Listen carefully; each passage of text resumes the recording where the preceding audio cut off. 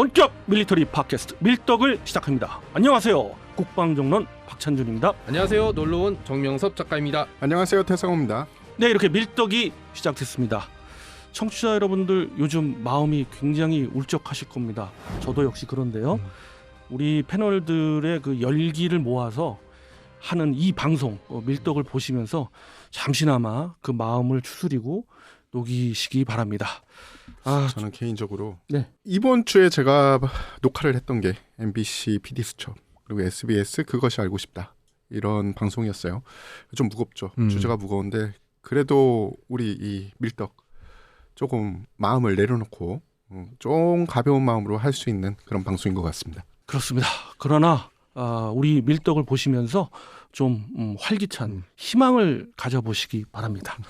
자, 이번 시간 밀떡 정 작가님께서 주셨는데 네. 바로 정조대왕함입니다. 네. 이 정조대왕함은 네, 지난 네. 11월에 인도가 됐죠. 해군에 인도되자마자 12월 2일자로 네. 취역식을 가졌습니다. 그러니까 네, 네. 정식 취역을 했고요. 1년 동안 바다에서 시험 항해를 합니다. 해군에서 하는 시험이니까 강도 높은 시험이 있겠죠. 뭐 무기체계도 발사할 수 있고요. 이런 여러 가지를 시험합니다. 시험한 후에는 본격적으로 실전 배치가 될 텐데 거의 실전 배치가 된 상황이다라고 이해하시면 됩니다.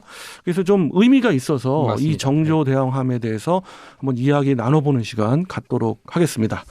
우선 정조대왕함은 이지스 전투함이잖아요. 맞습니다. 네. 이 전투함이 예전에는 우리가 보유하고 있는 세 척의 세종대왕급이 있습니다. 네. 이 세종대왕급과 정조대왕급에 대해서 한번 비교를 해드린 적도 있어요. 근데 이번 시간에 인트로 차원에서 네. 다시 한번 이 두 클래스의 전투함에 대해서 한번 비교해보는 시간 가져보도록 하겠습니다. 자, 어떤가요? 어떤 차이가 있나요? 일단 정조대왕급 구축함은 경하배수량 8,200톤. 그러니까 세종대왕급보다는 살짝 크다고 볼 수 있고요. 그리고 이지스 전투체계도 좀 바뀌었고 새로운 시스템으로 그리고 뭐 다기능 위상배열 레이더, 통합소나체계 뭐 이런 세종대왕급에서 우리가 이걸 한번 실어보네라고 했던 것보다 좀 진일보한 전투체계들이 실리기 시작했고 역시 가장 큰 차이점은 탄도탄 대응체계가 드디어 갖춰지기 시작했다. 그렇죠. 그렇죠. 네. 저는 정 작가님께서 한번 훅 치고 들어오실 때 가장 큰 차이점을 먼저 얘기하실 줄 알았어요. 네, 네. 정말 의미 있는 큰 차이점은 바로 탄도미사일, 네. 적의 탄도미사일을 요격할 수 있는 BMD 기능을 갖고 있다. 그렇죠. 흔히 BMD라고 그러죠. 이 기능을 갖고 있는 본격적인 전투함이다. 네. 이게 가장 큰 차이점이고 그 나머지는 세부적으로 뭐 당연히 무기체계든 거기에 있는 뭐 대잠전 체계든 이런 것이 획기적으로 바뀌었죠. 네. 예. 크기도 많이 달라졌나요? 크기는 달라졌어요. 달라졌는데 길이가 한 4m 늘었고 폭은 이제 그대로인데 여기서 중요한 건 뭐 길이가 늘은 거에 대한 이유는 분명히 있어요. 아까 대잠전 체계 얘기했는데 그것 때문에 늘었지만 가장 크기로 볼 때에 우리가 관심 가져야 될 것은 아까 이제 경하배수량 얘기하셨잖아요. 글로벌한 측면에서 봤을 때는 만재배수량으로 봅니다. 그래서 만재배수량으로 다른 나라의 유사 전투함을 비교해 봤을 때 엄청난 크기의 전투함이다. 무려 12,000톤에 이르는 그런 만재배수량을 갖고 있는 이지스 전투함이기 때문에 만재배수량이 갖는 의미는 상당해요. 그렇기 때문에 우리가 뭐 성능을 유추할 수도 있는 거죠. 그런 차이점이 있습니다. 해군에 한번 물어봤더니 이게 사실은 아직까지 완벽한 전력화되진 않았잖아요. 당연히 아니죠. 인도만 받았는데 우리가 원하는 우리가 꿈꿨던 이지스함을 드디어 손에 넣었다라고 표현을 하더라고요. 맞죠. 100% 확실하진 않지만 이지스함이라고 하면 딱 그려지는 그림이 있잖아요. 그 그림을 이제 우리는 손에 넣었다라고 표현을 합니다. 세종대왕급이 시작이었다면 정조대왕급은 어떻게 보면 완성된 이지스함 체계를 전투함을 손에 넣었다. 그리고 만재배수량 얘기를 했는데 비슷한 동급의 전투함들이 일본의 뭐 이지스 전투함들 그리고 중국이 자랑하는 055급 이 정도가 겨우 비교가 될 수 있고 어떻게 보면 미국이 가지고 있는 주말 특급 정도를 제외한다면 사실 가장 성능 좋은 이지스 전투함이고 그 사이에 대한민국의 안보 환경이 엄청나게 바뀌었잖아요. 북한의 탄도미사일 위협 이런 것들을 막아내기 위한 가장 확실한 카드 그리고 또 하나가 한국형 수직발사관 체계를 드디어 만들어 놓기 시작하면서 이게 중요한 게 수직발사관을 국산화시키면서 우리가 만든 미사일을 넣기 시작할 수 있었던 거죠. 이건 진일보한 발전이라고 저는 보고 있는데 미사일을 국산화하게 되면서 전투함을 수출할 수도 있고 그리고 미사일 자체에 대한 테스트, 그다음에 미사일 자체의 성능을 보여주면서 우리의 국방력을 향상시킬 수 있는. 왜냐하면 미국이 좋은 미사일을 가지고 있는 건 알지만 미국이 처한 국방 환경과 우리가 처한 국방 환경은 어떻게 보면 다르다고 볼 수 있잖아요. 그러니까 우리의 입맛에 맞는, 그리고 우리가 직접 개발해서 쓸 수 있는 무기 체계를 탑재할 수 있다. 굉장히 큰 거죠. 개인적으로 궁금한 게 있는데 이 외에도 이제 다기능 위상 배열 레이더 이 부분은 좀 어떻게 위상 배열 레이더는 변한 게 크게 없습니다. 그게 없어요? 예, 왜냐하면 정조 대왕급까지는 알레이버크의 최신형에 지금 탑재되고 있는 스파이 1D V7 요것이 들어가는데 에이사 레이더 기반이 아니고 페사 레이더 기반으로서는 가장 최신형이잖아요. 그러니까 그런 레이더, 다기능 위상 배열 레이더에서는 차이가 없는 거죠. 그러면 커버할 수 있는 범위는 한 어느 정도 되는지? 커버 범위는 상당히 늘었습니다. 뭐 보안이 좀 있기 때문에 그쵸. 1000km가 많이 넘는다 그러는데 대략적으로. 예, 뭐 흔히들 제가 판단할 때는 1500km까지도 커버할 수 있는 탐지거리로 그렇죠. 그렇죠. 탐지거리로 그 정도까지도 커버할 수 있는 그것이 이제 함 자체의 그런 탐지가 아니라 대잠 헬기까지 포함된 작전은 그 정도는 충분히 커버할 수가 있다라는 거고 더 중요한 거는 안에 탑재되어 있는 BMD의 버전이 5.0 버전이라는 거. 그러니까 미국의 알레이버급에 들어가는 가장 최신형 탄도탄 요격 체계라는 거. 그럼 거기에 이제 그런 체계는 잡혔고 거기 들어가는 아까 말씀하셨던 수직 발사관이 굉장히 중요한데 좀 더 좀 자세히 말씀드리면 수직 발사관 1이 아니라 수직 발사관 2가 들어가는 첫 전투함이다라는 거예요.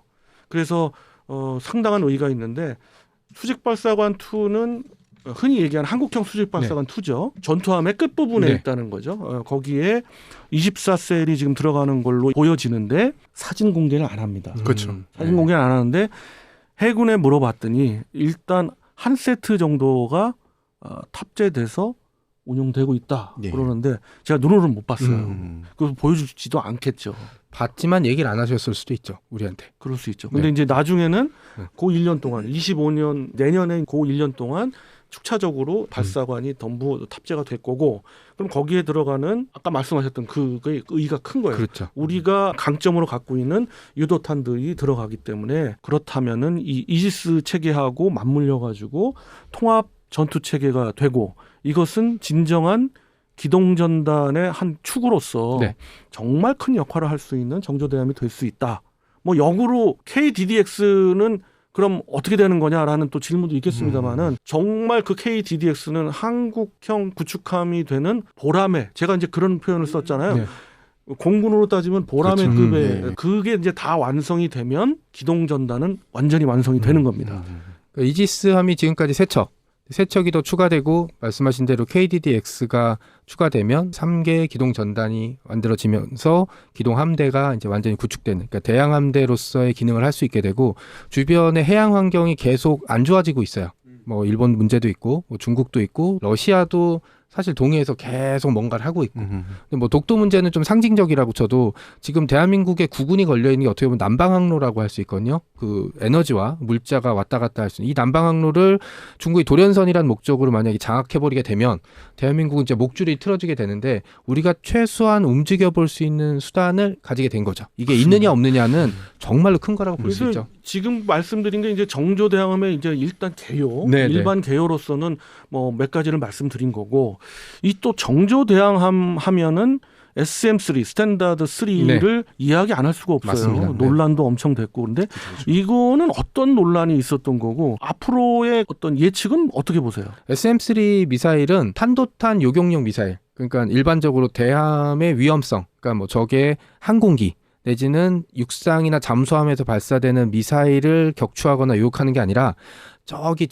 적성국에서 아군의 영토 쪽으로 쏘는 탄도 미사일을 요격하는 이제 용도로 만들어진 미사일이기 때문에 중요한 이슈가 되는 게 미국의 MD 체계에 우리가 편입되는 거냐, 미사일 방어 체계. 또 그리고 너무 비싼데 이걸 우리가 굳이 필요하냐. 왜냐하면 우리는 대부분의 적성국들이 국경을 접해 있거나 가까이 있기 때문에 탄도탄이 날아올 일은 사실 없을 거다라는 게 하나 있었고 또 하나는 SM3에 일본의 기술이 좀 들어가 있다라는 것도 추가적인 이슈가 발생되고 있거든요. 정확하게 얘기하면 일본의 기술이라기보다는 저는 일본의 자본이 들어갔다라고 보아지는데 그건 뭐 팩트예요. 네네. 그런데 여기서 좀 덧붙이면은 결국 SM3가 왜 논란이 되고 SM3가 MD망에 왜 들어가느냐를 간략하게 말씀드리면 SM3는 원래 탑재되어 있는 SM2하고는 달리 엄청난 고고도의 그렇죠. 미사일입니다. 이 얘기는 뭐냐면 탄도미사일이 발사가 돼서 부스터 단계가 있고 제가 이런 거 표현했을 때 논란이 있어가지고 손을 안 씁니다. 지금. 요즘. 예, 가운데 손가락으로 표현하시더라고요. 이 손가락 해가지고 내가 아무 그런 적이 있는데 하여튼 그래서 이 발사가 되는 이 부스터 단계를 요격할 수도 있고 심지어 중간 단계를 요격할 수 있는 엄청난 고고도예요. 그러니까 어느 정도 고도로 올라가느냐 최대 500km 고도까지 가서 요격할 수 있는 거예요. 그렇다는 얘기는 중국을 예를 들 때 중국이 만약에 미국을 향해서 탄도미사일을 발사했을 때 부스터 단계와 중간 단계에서 요격할 수가 있잖아요. 우리의 정조대항함에 SM3가 들어갔다면 대한민국과 미국은 동맹국이니까. 그렇죠. 완전 1차 그렇죠. 저지선이네요. 그럴 가능성 지금 같은 시나리오를 제가 얘기했을 때는 완벽하게 미국의 MD망에 들어가는 거예요. 우리가. 그런 논란이 있던 거죠. 아니 이게 더 논란이고 약간 기분 나쁜 게 미국이 필요하면 미사일을 주면 되잖아요. 그럼 우리가 실어줄게. 뭐 이런 되는데 왜냐면 SM3가 진짜 비싸요. 얼마예요? 9천억입니다. 거의 1조. 그러니까 그 시스템 안에 들어가는 시스템까지 다 해서 그 정도인데 지금 정조대항함을 세 척을 만들잖아요. 세 척에 SM3를 작전할 수 있는 정도로 탑재를 하고 예비탄까지 다 했을 때 그 정도 들어가는 9천억이요? 네. 어마어마한 금액이죠. 척당 3천억씩이네. 한 척을 건조하는 건조 비용에 맞먹는다고 볼 수 있죠. 그건 그렇죠. 필요가 있느냐 없느냐 얘기는 둘째치고 가격 너무 비싸고 각도 보면 이제 우리한테 떨어지느냐 아니면 미국으로 날아가느냐 판단할 수 있잖아요. 그렇죠. 초기에. 그러니까 우리는 어떤 논란이 있는 거냐. 우리는 결국은 우리한테 위협이 되는 거는 어떤 탄도미사일이든 중간 단계에서는 그 고도까지 올라갈 수 있는 종심이 짧아요. 네, 우리는. 그렇죠. 네, 그렇기 때문에 그 고도에서 작전할 수 있는 건 미국이 위협당하는 거지. 우리는 결국은 고층 종말 단계에서부터 요격하는 것이 가장 이상적이에요. 그렇기 때문에 SM3가 우리의 작전에 과연 필요한가 네. 했을 때 생각해 보세요. 좀 필요가 없을 것 같잖아요. 너무 과하다. 과하다. 그런 얘기죠. 예. 쉽게 근데 얘기하면. 한편으로는 해외에서 지금 어떤 이야기가 나오고 있냐면 전쟁에서 최초로 탄도미사일에 재래식 탄두를 달아서 투사를 시켰지 않습니까? 그 전운 분석을 중국에서 어마어마하게 하고 있다고 해요. 그래서 그 전까지는 어떻게 보면은 발상의 전환이고 그 비싼 이 운반 체계에 재래식 탄두를 달아서 때릴 거라고 생각을 못했는데 효과를 좀 봤단 말이죠. 러시아가 우크라이나에 쏜 게. 예. 네. 그래서 핵탄두까지 탑재 안 하고 그런 식으로 도발을 할 수 있다라는 또 어떻게 보면 전쟁의 또 한 면이 생겼는데 그럼 우리는 뭘로 막을 거냐? 그렇죠. 이런 생각을 안 할 수가 없는 거죠. 맞습니다. 이게 안보환경이라는 게 나쁜 놈이 나쁜 짓을 많이 할수록 경험이 쌓여. 그러니까 그 안에 뭘 넣고 뭐 여러 가지 페이크를 쓸 수 있죠. 쏴놓고 야 이거 핵탄두 아니니까 안 막아도 돼. 이랬는데 핵탄두야. 이럴 수도 있죠. 네. 근데 이제 SM3를 그럼 탑재하느냐 안 하느냐 그 논란에서 뭐 예스 노는 말씀드려야 될 것 네네. 같은데 일단 기초적인 예산은 반영이 됐어요. 근데 그게 제 생각인데 지금부터는 제 뇌피셜인데 과연 이게 SM3용일까? 아니면 SM3급에 준하는 우리가 이제 SM 개발 성공했잖아요. SM2도 나중에 설명드리겠지만 SM의 미사일에 기반한 SM2거든요. 예. 그러니까 좀 더 빨라요. 그죠. 그 다음에는 다음 단계로 가면은 완전히 이거는 SM3급이에요. 맞아요. 우리도 그 고도 근처까지 올라갈 수 있거든요. 예. 그렇다는 얘기는 이게 대한민국에서 개발한 고고도 요격탄이 들어갈 수도 있는 거예요. LSM2의 해상 버전이겠네요. 예, 근데 정확히는. 그거에 대해서는 정확하게 답변하는 분들이 없더라고요. 음. 그래서 저도 잘 좌우지간 지금으로서는 SM3급의 예산이 투입됐다. 그건 확실해요. 예. 그 음모론이 하나 있는데 한미를 공개를 안 한다고 했잖아요. 네네. 말씀하신 그 이유도 있다. 뭐 이런 음모론, 맞아. 예, 루머가 돌고 있습니다. 예. 또 어떤 한편에서는 SM3 말고 SM6 관련돼서도 이야기가 나왔더라고요. 이 부분에 대해서는 SM6는 확정이 됐죠. SM6는 여기 탑재되는데 워낙 그 정조대항함이 정말 큰 특징이긴 한데 SM3의 논란에 가려서 조금 이제 SM6에 대해서는 다른 시간에 또 그 미사일에 대해서 얘기를 드렸잖아요. 그 미사일은 굉장히 우리한테는 유용한 미사일인데 네. 이 미사일급에 결국 우리는 유도탄 강국이잖아요. 그 미사일급에 대응되는 우리의 직접 개발할 미사일도 개발할 수는 있다. 그러나 어찌됐든 SM6는 32년인가? 2032년인가까지 도입되는 게 확정됐어요. 네.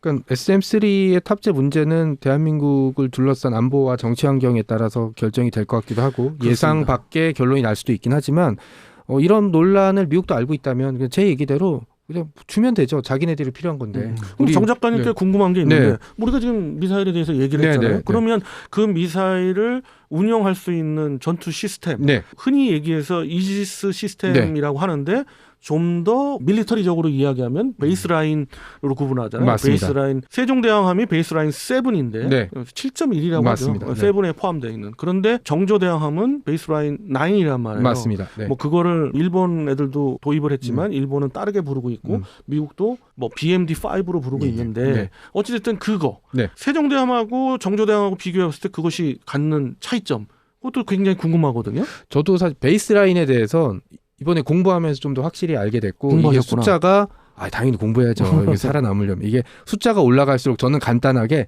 돈이 비싸지는구나.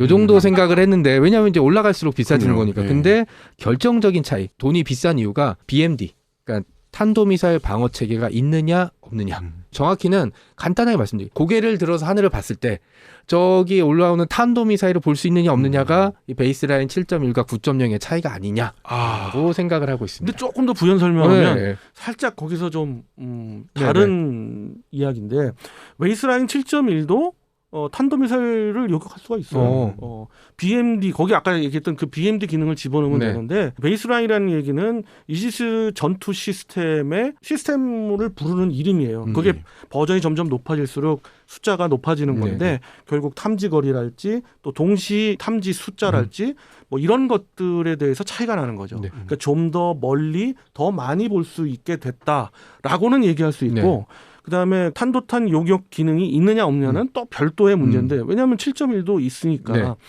우리가 SM3를 만약에 도입을 하고 베이스라인 7에 SM3를 도입했다면 또 SM2에 탄도미사일 요격용 미사일을 도입했다면 세종대왕급도 BMD 기능이 있는 거예요. 근데 그게 없었기 때문에 뭐 이렇게 단순 비교할 때 있다 없다로 말씀하셨지만 그 말에 덧붙여서 좀 더 정확하게 이야기하면 베이스라인 9이라는 얘기는 더 멀리 보고 더 많이 볼 수 있다라고 볼 수 있습니다. 그러니까 어떤 사람들은 표현하기를 세종대왕함을 BMD 능력이 없는 깡통 이지스함이다. 이렇게까지 표현하는 분들이 그렇죠. 있더라고요. 예, 그거를 요격할 수 있는 미사일이 없으니까 주먹이 없으니까 깡통이라고 할 수 있죠. 그렇죠. 머리는 있는데 눈도 있고 다 네. 있는데 주먹이 없는 거야. 권투로 치면 상대방 펀치를 보고 피할 수 있는데 내가 주먹을 뻗지는 못하는 그런 상태네요. 권투를 하면 손을 뒤로 묶고 하고 있는 그러니까 눈은 잘 보여. 그래갖고 막 동체 시력 좋으니까 치면은 피할 수 있는데 뭐 그런 문제가 있네요. 그러면 마지막 질문을 드리면서 요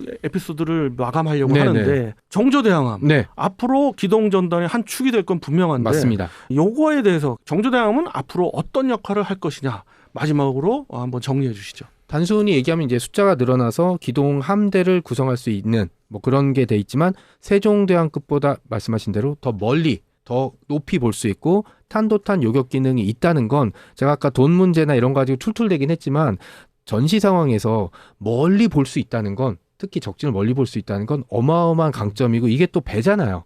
배의 장점 뭐겠습니까? 바다 어디든 갈 수 있는 그런 점이 있기 때문에 우리가 단순히 이거를 탄도탄 요격용을 안 쓴다 그래도 적의 심장부를 지켜볼 수 있는 그런 능력이 하나 또 있고 이지스함이라는 게 단순히 전쟁이 나기 전까지는 숫자로 카운팅이 되는 그런 거잖아요. 그러니까 대항해군으로 나갈 수 있는 중요한 하나의 버팀목이 될 수 있다. 그리고 맞습니다. 이제 그 우리가 항공모함을 가질지 안 가질지는 모르겠어요. 가질지 안 가질지 모르겠지만 항공모함을 가지게 되면 가장 큰 문제가 호위할 수 있는 전단이 있느냐 없느냐인데 세종대왕급 더하기 정조대왕급이면 그게 가능해진다. 물론 뭐 중요한 원자력 잠수함이 없긴 하지만 그 정도까지는 갈 수 있다.